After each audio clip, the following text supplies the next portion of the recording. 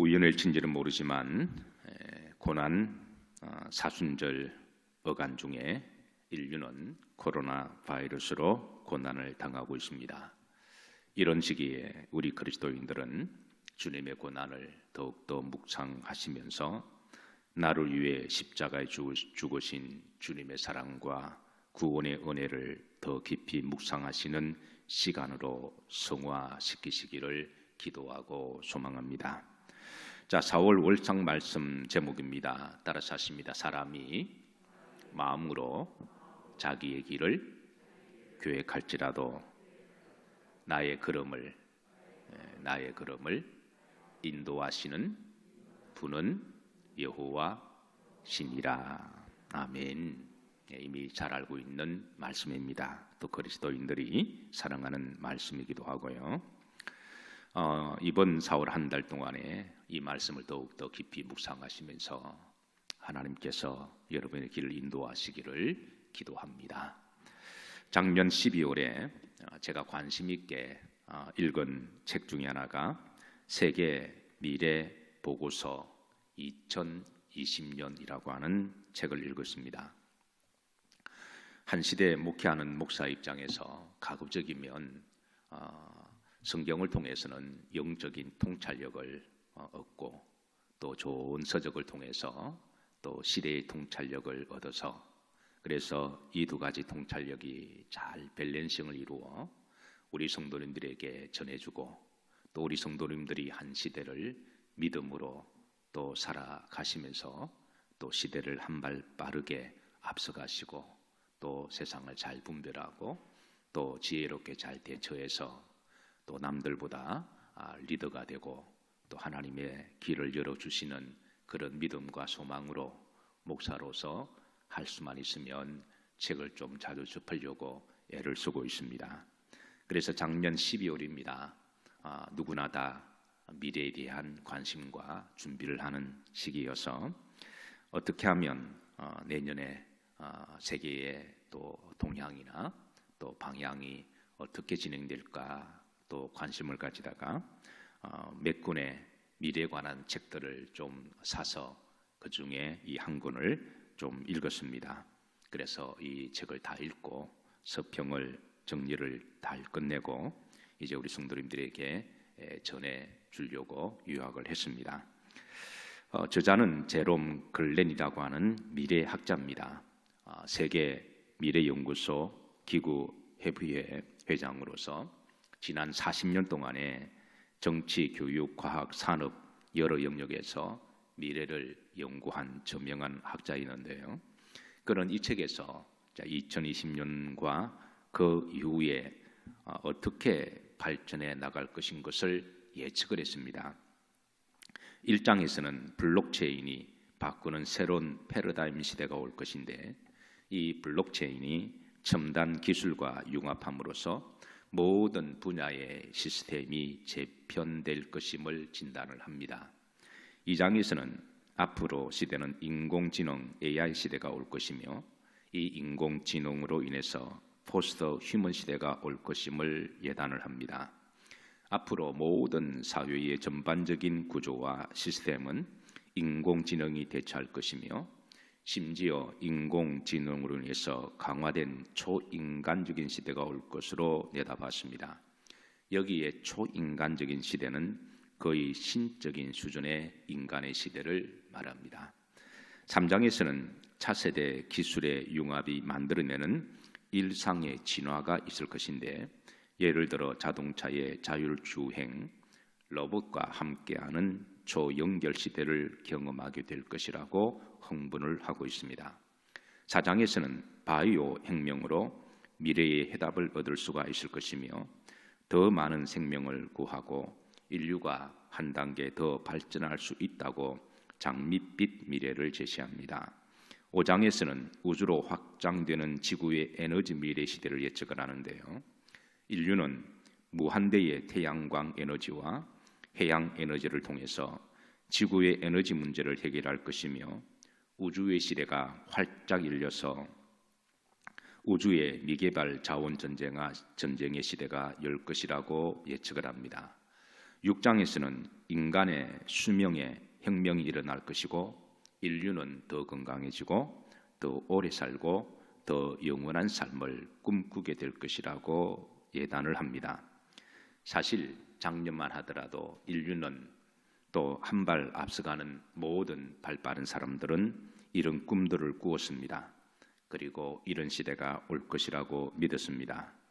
한 발 빠른 사람들은, 학자들과 기업가들은 이런 청사진을 놓고 각자의 그림과 설계도를 그렸습니다.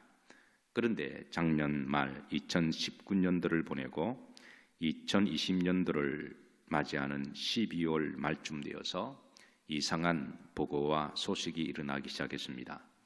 호주의 산불이 일어나면서 한 나라가 홀라당 다 타버리는 것을 인류는 당황스럽게 지켜보았습니다. 사실 제가 2020년 미래보고서라는 책을 읽고 서평을 마치고 정리를 해서 2020년 연초에 설교를 하려고 준비를 했는데, 그런데 호주에 산불이 나서 이게 뭐지 하면서 다음 주로 연기를 하게 되었는데요. 그런데 2020년이 시작된 1월 4일에 터키의 강진 6.8이 발생하면서 사망과 사상자가 무려 11,466명의 집계가 되었습니다. 그리고 그 다음 주에 1월 13일 날 필리핀 화산이 폭발하면서 화산의 높이가 하늘에 800m까지 올라가고 주변 100km까지 퍼져갔습니다. 그리고 1월에 중국의 우한이라고 하는 도시에서 바이러스가 발현되었다고 하는 뉴스가 시작되었습니다. 사실 우한에서 바이러스가 처음 발견되었을 때는 그 어떤 사람도 지금처럼 이렇게 될 줄을 아무도 미래를 예측하는 사람이 없었는데요. 지금 인류는 이 코로나 바이러스로 인해서 눈에 보지도 않는 이 작은 미생물로 말미암아 한치의 앞날도 예측도 못하고 알지도 못하는 미래의 봉사 맹인이 되어버렸습니다. 불과 몇 개월 전만 하더라도 인류는 블록체인이니 인공지능이니 120살까지 무병장수하니 하면서 장밋빛 미래를 꿈꾸었고, 한 발 빠르게 움직이는 사람들은 청사진을 제시를 했는데, 이제는 그 모든 것들이 다 사라지고 숨조차도 제대로 쉴 수가 없는 시대를 직면하고 있습니다. 사실 제가 작년에 미래에 관한 책들을 몇 권을 구입을 해서 그리고 대충 훑어보고 어느 책을 한 권을 좀 집중적으로 볼까, 그렇게 해서 제가 택한 책이 미래보고서 2020년이 있는데요. 그런데 제가 산 몇 권들의 책들 중에 어떤 미래학자도 2020년에 호주의 산불이나 지진을 예측하거나 아니면 특별히 코로나 바이러스를 예측한 미래학자는 한 사람도 없었습니다. 제가 미래학자들의 얘기를 무시하는 것이 아니라 이것이 인간의 한계와 연약함이라고 하는 것입니다. 성경은 이 부분에 대해서 이렇게 말씀을 하세요. 너는 내일 일을 자랑하지 말라. 하루 동안에 무슨 일이 일어날는지 내가 알 수 없음이니라. 그래서 이 말씀 앞에 인류는 다시 한번 자숙하게 되고 겸손의 요청을 받습니다. 따라서 하십니다. 너는 내일 일을 자랑하지 말라. 하루 동안에 무슨 일이 일어날는지 내가 알 수 없음이니라. 우리가 이것을 믿는다면 우리의 오늘도 내일도 우리가 가는 길도 우리 생명을 주관하시는 하나님께 전적으로 맡기는 것이 믿음인 줄로 믿습니다. 잠언 16장 9절입니다. 사람이 마음으로 자기 길을 말할지라도 계획할지라도 그의 걸음을, 나의 걸음을 인도하시는 분은 누구시다? 하나님이시다. 각자 마음으로 길을 계획할지라도 결국은 나의 방향과 나의 걸음을 판단을 주관하실 분은 하나님이시다. 잠언 16장 3절에는 너의 행사를, 따라서 하십니다. 너의 행사를 여호와께 맡기라. 그리하면 내가 경영하는 것이 이루어지리라. 성경을 이어서 말씀하십니다. 너의 행사를 여호와께 맡기라. 그러면 너의 경영하는 것을 하나님이 이루어 주실 것이다. 자, 그런데 사람이 마음으로 자기 길을 계획할지라도 그의 걸음을 인도하시는 분은 하나님이시다 그러셨는데, 하나님이 우리의 걸음을 어떻게 인도하실까요? 우리의 걸음을 어떻게 하나님이 이끌어 가실까요? 저는 네 가지라고 생각합니다. 첫 번째, 하나님이 우리에게 인도하시는 길은 구원의 길이라고 믿습니다. 하나님이 우리에게 인도하시는 길은 욕심과 탐욕과 죄악의 길이 아니라 바로 생명의 길이고, 그리고 영생의 길이고 부활의 길입니다. 나는 길이요 진리요 생명이니 나로 말미암지 않고는 아버지께로 올 자가 없다고 하셨으니까, 우리가 주님이 인도하시는 그 길도로만 순종하고 믿음으로 가다 보면 때로는 우리가 고난을 맞이하기도 하고 때로는 우리가 어려움을 당하기도 하겠지만, 그러나 결국은 주님은 그 길 가운데 우리를 구원으로 인도하실 것이고 우리에게 영생으로 인도하시고 생명과 부활의 길로 인도하시는 줄로 믿으시기를 주의 이름으로 축복합니다. 자, 두 번째, 주님이 우리에게 인도하시고자 하는 길은 축복의 길입니다.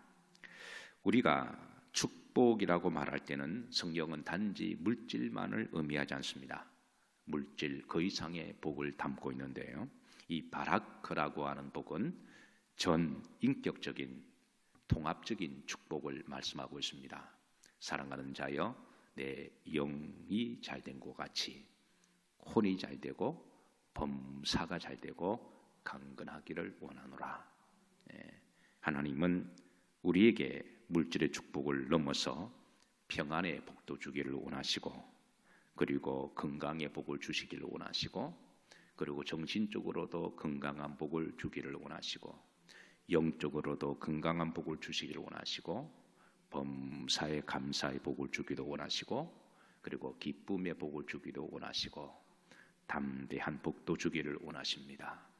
사랑하는 성도 여러분, 4월 한 달 동안도 주님이 나와 함께 하심을 믿으시기를 바라고, 사람이 마음으로 자기 길을 계획할지라도 나의 걸음을 인도하시는 분은 여호와시다 그러셨으니, 주께서 여러분의 발걸음을 인도하시도록 기도하시고 순종하시면 주님이 이런 축복의 길로 인도하실 줄로 믿으시기를 바랍니다.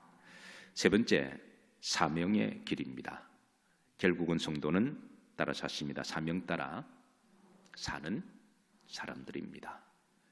성도가 먼저 하나님 나라와 의를 구하고 또 하나님 영광을 위하여 살아갈 때 하나님은 나머지 이 모든 것들을 더하여 채워주실 줄로 믿습니다. 늘 기억하시고, 결국은 내 삶의 현장이 선교지가 되어야 하고 또 내 삶의 영역이 하나님 영광을 위하여 살아간다면 그곳이 가정이든 선교지가 되고 내 직장이든 선교지가 되고 내가 하는 일이 바로 미션이 될 줄로 믿으시기를 바라고, 결국은 사명 따라 살아가시기를 주의 이름으로 축복합니다. 미국의 유명한 한 대학에 성공한 교수가 있었습니다. 그런데 이 교수가 어느 날 50대쯤 돼서 암에 걸렸다고 하는 진단을 받아요. 자, 순간 이 교수는 진지하게 자신의 인생을 되돌아보기 시작합니다. 앞으로 의사가 말하기를 당신은 한 6개월 정도밖에 살지 못한다라고 진단을 했어요. 워낙 머리가 탁월해서 영원히 살 것으로 그렇게 막연하게 생각했는데 막상 6개월밖에 살지 못한다 그러니까 자신의 인생을 돌아보기 시작한 거죠. 나는 누구인가? 나는 지금까지 무엇을 위해서 살아왔는가? 나는 내 삶에 어떤 가치와 의미 있는 삶을 살아갔는가? 진지하게 자신을 되돌이켜 보았습니다. 물론 그는 어릴 때부터 열심히 공부를 했습니다. 그리고 마침내 학위도 땄고 유명한 대학의 교수도 되었습니다. 학교에서도 연구 실적이 뛰어나서 종신 교수가 되었습니다. 아시다시피 학교에서 종신 교수가 되면 총장도 마음대로 자를 수가 없는, 그러니까 은퇴할 때까지 보장된 실력이 있는 교수를 말하는 거죠. 그리고 좋은 집과 드림하우스를 가지고, 그리고 사랑하는 아내도 딸도 있었습니다. 그런데 자신이 정작 암 선고를 받고 나니까 자신이 정말 자신의 인생에서 가치 있고 의미 있는 삶을 살았는가에 대한 심각한 고민을 하게 됩니다. 자신이 살아온 여정과 노력은 사람이라면 그 누구나 하는 일상의 삶이었지 특별하게 그 어떤 가치나 의미를 발견하지 못한 거예요. 남들도 좀 노력하면 좋은 집을 가지게 되고, 그리고 남들도 사랑하는 아내들이 있고, 그리고 남들도 자식들이 있으니까 그것을 위해서 열심히 살아가는 것 자체가 특별하게 남들보다 가치 있는 삶이나 의미 있는 삶이 아니라는 것을 뒤늦게 깨달은 거죠. 그래서 그는 앞으로 얼마 살지 못한다는 의사의 권고대로 고민을 하다가, 그러면 앞으로 이제는 어떻게 의미 있고 가치 있는 삶을 살아갈 것인가 고민을 하다가 결국은 이제부터는 자신이 하고 싶은 대로 살기로 결정을 합니다. 젊었을 때는 공부를 위해서 열심히 공부의 노예가 되어 살았고, 그리고 강단에 서서는 종신교수를 얻기 위해서 종신교수의 노예가 되기 위해 살았고, 또 가정에서는 좋은 남편이 되기 위해서 열심히 살았고, 그리고 자녀를 위해서는 좋은 아버지가 되기 위해서 열심히 살긴 살았지만, 그런 삶은 숫째 말로 짐승들도 자기 새끼와 자기 집을 위해 사는 것과 다를 바 없다고 생각하니까 내가 과연 가치 있는 삶이 무엇인가 심각하게 방황하기 시작한 겁니다. 그리고 그는 결국은 자신의 가치 있는 삶을 찾기 위해서 마지막을, 남은 인생을 가정도 아내도 딸도 버리고 홀로 떠나기로 결심을 합니다. 사랑하는 성도 여러분, 우리 인생은 자신이 누구인지, 왜 살아가야 하는지, 가치 있고 의미 있는 삶을 발견하지 못하면 결국은 방황하게 됩니다. 그게 50대에 방황을 하든 40대에 방황을 하든 60대에 방황을 하든 결국은 방황하게 되는데요. 사랑하는 성도 여러분, 사람이 사람으로 태어나서 가장 가치 있고 의미 있는 일은 집이나 돌이나 학위가 아니라 하나님의 영광을 위하여 사는 것임을 믿으시기를 바랍니다. 만약 우리가 거기에 가치나 목적을 두지 않고 다른 데 목적을 둔다면, 그게 아무리 이름을 바꾸어서 자신의 성공이라고 하는 이름이든 아니면 다른 도덕적 가치든 간에 아니면 학위든 간에, 사람은 하나님의 영광 외에 다른 데 가치를 두면 결국은 인생의 참 의미를 깨닫지 못하고 그리고 방황하게 될 것입니다. 이런 점에 있어서 성경은 우리들에게 하나님의 영광을 위하여 살 것이라고 하신 것은 하나님을 위한 영광이 아니라 사실은 자기를 위한 삶입니다. 우리가 정말 하나님의 영광을 위하여 살아가면 우리 인생의 의미가 충만한 삶이가 될 것이고 가치가 충만한 삶이 될 것이고, 하나님의 영광 안에서 삶의 가치와 의미가 더욱 충만한 기쁨과 보람과 그리고 자존감을 느끼게 될 것입니다. 사랑하는 성도 여러분, 하나님이 우리의 생명을 주셨고 역사를 주관하시고 우리 인생을 심판하실 분은 하나님이시니까 물론 가정도 중요합니다. 학위도 중요합니다. 내가 어떤 선한 일을 도덕적으로 하는 선행도 중요합니다. 그러나 모든 가장 가치 있고 보람된 일은 하나님의 영광을 위한 삶임을 기억하시기를 바라고, 우리가 정말 그렇게 살아가면 하나님의 영광 안에서 우리에게 주시는 삶의 가치나 의미나 기쁨과 축복을 그 누구도 빼앗아 갈 수도 없고, 우리는 신앙에 또 인생에 또 연조나 신앙이 깊어질수록 우리 영성이 더 큰 하늘의 소망과 기쁨과 은혜를 가지고 살아가는 것이 그 성도의 저는 분복이라고 믿습니다. 사랑하는 성도 여러분, 하나님 우리에게 인도하시는 길은 허망한 길도 아니요, 헛된 길, 모든 것이 헛되고 헛됨이 헛된 길도 아니요, 그리고 하나님 영광을 위한 기름을 믿으시기를 바라고, 사흘 한 달도 남은 생에도 하나님 영광을 위하여 살아가시기를 주의 이름으로 축복합니다. 마지막으로 하나님이 인도하시는 길은 따라하십니다. 전도의 길. 하나님께서 우리에게 인도하시는 길은 영혼 구원의 길입니다. 자연재해나 인간이 감당하지 못하는 이상한 징조들을 경험하게 되면 많은 사람들이, 특별히 우리 그리스도인들이 주님이 재림할 때가 가까웠으니 재림을 준비하고 기도하자라고 주장을 합니다. 저는 기본적으로 그러한 신앙의 자세는 중요하고 성도의 기본이라고 생각을 해요. 그러나 저는 이것보다 더 중요한 것이 있다면 영혼 구원 전도라고 믿습니다. 만약에 하나님이 지금 하늘에서 예수님이 우리를 지켜보시면서, 자, 두 가지 성도 타입이 있습니다. 어느 성도를 더 기뻐하실지, 이게 나쁘다라는 게 아니라 어느 게도 하나님 기뻐하실지를 한번 예측을 해보십시다. 자, 첫 번째 성도는 어떤 고난과 재앙이 있었을 때마다 주님이 빨리 오시기를 기도하는 것을 더 기뻐하실까요? 아니면 아직 복음을 알지 못하는 사람들에게 그리스도의 사랑을 전하면서 전도의 일에 최선을 다하는 것을 주님이 더 기뻐하실까요? 자, 전자라고 생각하십니까? 후자라고 생각하시나요?